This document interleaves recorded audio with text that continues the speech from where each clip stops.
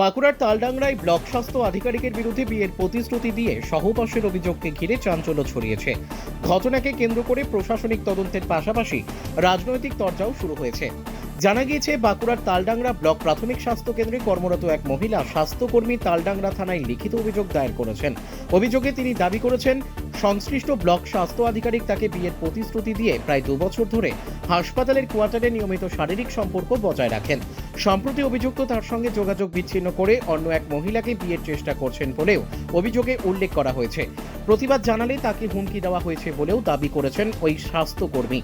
যদিও অভিযোগকারী প্রকাশ্যে ক্যামেরার সামনে মুখ খুলতে চাননি। অভিযুক্ত ব্লক স্বাস্থ্য আধিকারিকও ঘটনার সময় হাসপাতালে উপস্থিত না থাকায় তার প্রতিক্রিয়া পাওয়া যায়নি। এ প্রসঙ্গে জেলার মুখ্য স্বাস্থ্য আধিকারিক জানিয়েছেন, বিভিন্ন মাধ্যমে অভিযোগ জানার পর একটি তদন্ত কমিটি গঠন করা হয়েছে এবং দ্রুত রিপোর্ট জমা দেওয়ার নির্দেশ দেওয়া হয়েছে। ঘটনাকে কেন্দ্র করে রাজনৈতিক মহলেও চাপানোতর শুরু হয়েছে। বিজেপির দাবি, হাসপাতাল ও স্বাস্থ্য ক্ষেত্রে কর্মরত মহিলা কর্মীদের নিরাপত্তা নিশ্চিত করতে সরকার ব্যর্থ। রাজ্যে নারী নিরাপত্তার পরিস্থিতি নিয়েও প্রশ্ন তুলেছে তারা। যদিও তৃণমূল কংগ্রেসের পক্ষ থেকে আনুষ্ঠানিকভাবে বিস্তারিত প্রতিক্রিয়া মেলেনি। তাদের দাবি, পুলিশ ইতিমধ্যেই তদন্ত শুরু করেছে এবং তদন্তের মাধ্যমেই প্রকৃত ঘটনা সামনে আসবে। দেখুন, আপনারা কিছুদিন আগে দেখেছেন আরজি করের ঘটনা। সেখানে মুখ্যমন্ত্রী ঝুড়ি ঝুড়ি প্রতিশ্রুতি দিয়েছিল।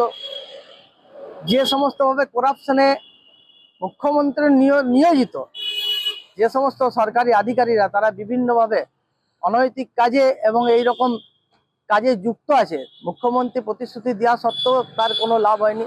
দিকে দিকে এরকম ঘটনা ঘটছে। আমার মনে হয় সেইগুলোরই ফলশ্রুতি এটা ঘটছে।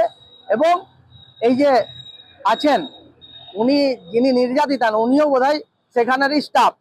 এরকম খোঁজা গেলে সারা পশ্চিমবঙ্গে এরকম ঝুড়ি ঝুড়ি বেরোবে। দেখুন, আমার কাছে কাগজপত্র কিছুই আসেনি, আপনাদের কাছে শুনছি এমনি উড়ো উড়ো খবর, কিন্তু ডকুমেন্টস না হলে তো আমি কিছু বলতে পারবো না। আমি যদি কেউ এস্টাবলিশ করতে বলে, কমপ্লেন অনেক আছে বিভিন্ন জায়গায়, ওনার নামও কমপ্লেন আছে। আমি এনকোয়ারি কমিটি করেছি। আমি এখন যেটা হচ্ছে, আমি দেখছি যে কেন এত এনকোয়ারি কমিটি আজকে আমি তলব করেছি। আমি আপনার কাছে শুনলাম, বিষয়টা হচ্ছে যে যদি কমপ্লেন উনি করেছেন, নিশ্চয়ই তদন্ত হবে, তদন্ত সাপেক্ষে যেটা বেরোবে সেটাই তো মূলত জিনিস। সেটার বিষয়ে আমার জানার নেই। আর আপনার কাছে শুনলাম, পুলিশের মতো কাজ করবে, তদন্ত চলবে।